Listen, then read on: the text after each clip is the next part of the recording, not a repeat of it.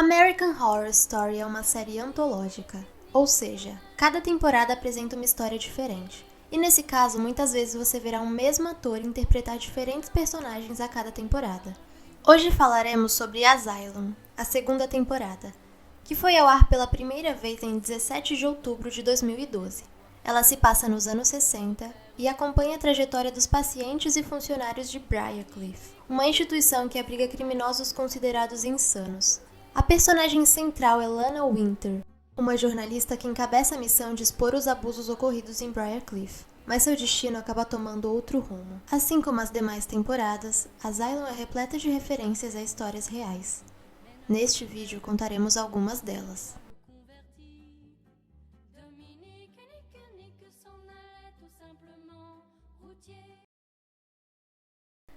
Nellie Bly. Nellie Bly foi a jornalista investigativa que inspirou a personagem Lana Winters.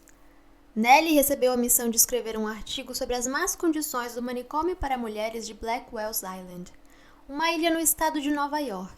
Para isso, teve que se passar por uma paciente psiquiátrica, algo ousado para uma mulher em 1887. Mas Nellie aceitou prontamente a proposta feita pelo jornal New York World e se hospedou em uma pensão, onde começou a agir de forma nada usual, o que levou as demais moradoras da pensão a chamarem a polícia. Nellie deu um nome falso e continuou a agir de forma estranha para o juiz responsável pelo seu caso. Como de praxe na época, Nellie foi internada no manicômio de Blackwell's Island. Lá ela testemunhou as maiores barbaridades que eram cometidas contra as pacientes do hospício. A jornalista passou 10 dias no local e, ao sair, publicou uma série de reportagens que culminaram em reformas manicomiais e em uma investigação formal contra Blackwell's Island.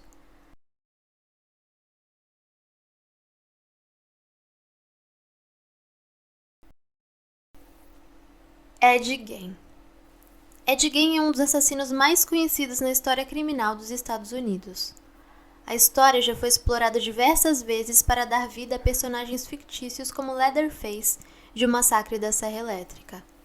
Em American Horror Story não seria diferente. O Dr. Oliver Tredson, ou Bloody Face, é baseado no homicida que exumava lápides e fazia troféus com os corpos. Entre os objetos que a polícia encontrou ao revistar a casa de Gein estavam um abajur de pele humana, crânios humanos usados como tigela de sopa e estofados também de pele humana. Ed foi condenado pela morte de 2 pessoas, mas acredita-se que seja responsável pelo assassinato de pelo menos 5. Lizzie Borden. A personagem Grace Bertrand representa Lizzie Borden, que foi acusada em 1892 de assassinar seu pai e sua madrasta com um machado. Lizzie nasceu em 19 de julho de 1860 em Fall River, Massachusetts. Era filha de Sarah Anthony e Andrew Jackson Borden. Andrew era dono de várias propriedades comerciais, além de fabricar e vender caixões, móveis e dirigir fábricas de roupas. Ela e a irmã Emma Lenora Borden frequentavam a Igreja Congregacional Central e faziam parte de várias atividades relacionadas à igreja. Lizzie, por exemplo, dava aulas na escola dominical para crianças imigrantes recém-chegadas aos Estados Unidos. Em 4 de agosto de 1892, o pai e a madrasta de Lizzie foram assassinados com o uso de um machado. A empregada da casa, Bridget Sullivan, que era chamada de Meg pela família Borden, foi quem viu os corpos sem vida de Andrew e Abby, quando por volta das 11h10 Lizzie gritou por ela, avisando que alguém havia entrado na casa e matado seu pai. Na vizinhança havia um médico que atendia a família. Ele chegou na casa e pôde comprovar que o casal estava sem vida. Lizzie Borden foi acusada de executar o pai e a madrasta, mas acabou sendo absolvida em 1893 por falta de provas que a ligassem ao crime. Fato é que o caso Borden se tornou uma espécie de mito nos Estados Unidos e no mundo, com diversos livros publicados, filmes e até uma rima popular foi criada e era cantada enquanto crianças pulavam corda. O caso Hill. O casal Barney e Beth Hill serviu de inspiração para os personagens Kit e Alma Walker. A história começou na noite de 19 de setembro de 1961, quando eles voltavam de carro das férias que tinham ido passar no Quebec. Os dois moravam em Portsmouth, no estado de New Hampshire. Ele trabalhava para os Correios e ela era assistente social. Enquanto voltavam pela estrada, Beth notou um ponto brilhante no céu, que em primeiro momento pensou se tratar de uma estrela cadente. Barney continuou a dirigir sem dar muita atenção, mas à medida que o tal ponto se aproximava deles, a curiosidade de Beth aumentava. E ela então pediu para o marido parar o carro e lhe passar um binóculo. A irmã de Beth já havia contado a ela sobre um suposto avistamento de um disco voador que ela havia presenciado anos antes. Então Beth ficou alarmada, mas Barney não deu muito crédito para a esposa e continuou o trajeto. Foi quando percebeu que aquele estranho objeto se aproximava cada vez mais do veículo onde estavam, ao ponto de impedir que Barney visualizasse a estrada. Ele então saiu do carro, pegou o binóculo da esposa e olhou para dentro do tal objeto. A visão seguinte deixou Barney Hill incrédulo. Segundo ele, cerca de 11 seres extraterrestres olhavam para eles pela janela da suposta nave. A partir daí, as lembranças de Barney e Beth sobre esse dia ficaram nebulosas. Barney só se lembra de ter chegado em casa com a sensação de entorpecimento e com a impressão de que tinha sido violado. Beth, nos meses seguintes, adquiriu uma fixação pelo tema alienígena e passou a ter sonhos constantes que ela acreditava serem memórias reprimidas da noite de 19 de setembro.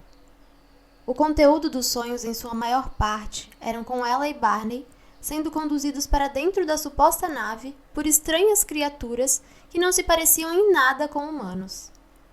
Lá, eles eram submetidos a uma série de procedimentos que as criaturas descreveram como sendo testes para apurar indiferenças entre eles e os terráqueos. Futuramente, pretendo trazer o caso com mais detalhes e descrições desses procedimentos. Afinal, o caso Hill é considerado o primeiro caso de suposta abdução alienígena documentado. O fato é que eles deram algumas entrevistas onde relataram os acontecimentos daquela noite e passaram por sessões de hipnose, onde buscavam resgatar as lembranças reprimidas daquele dia. Muitos acreditam na veracidade da história dos Hills. Outros acham que os sonhos e as lembranças manifestadas nas sessões de hipnose são fruto da fixação que Beth adquiriu ao longo do tempo por alienígenas e que se tratam apenas de memórias fabricadas por uma mente fértil e obcecada. Se é tudo verdade ou apenas um truque da mente do casal, nunca saberemos. O fato é que a história rendeu anos de especulação e outros relatos parecidos começaram a surgir. Josef Mengele. O médico nazista foi fonte de inspiração para o personagem Arthur Arden. E assim como na série, Josef conduzia experimentos desumanos com prisioneiros de guerra. Entre as barbaridades cometidas pelo médico estão os experimentos feitos com gêmeos, em que Mengele injetava tinta em seus olhos para tentar alterar a pigmentação. Quando alguma dessas cobaias acabavam morrendo devido a infecções, Josef arrancava os olhos e mantinha expostos na parede da sala. Outro experimento macabro orquestrado por Mengele com gêmeos foi a tentativa de criar siameses, unindo o tecido de 2 irmãos. As vítimas desse experimento ficaram em estado deplorável. Em 1949, Josef Mengele fugiu da Alemanha para a América do Sul, inicialmente vivendo na Argentina, onde atuou como médico clandestino na década de 60, realizando abortos. Em um desses procedimentos, uma mulher acabou perdendo a vida, e com medo de ser descoberto, Mengele fugiu para o Paraguai e posteriormente para o Brasil, onde em 7 de fevereiro de 1979, ele foi encontrado morto na Praia da Enseada, em Bertioga. De todos os médicos que atuaram em campos de concentração na Alemanha nazista, Josef Mengele é o mais notório deles, ficando conhecido até hoje como o Anjo da Morte. Seja pela sua total ausência de humanidade ao determinar a execução de prisioneiros ou pelos seus experimentos bizarros.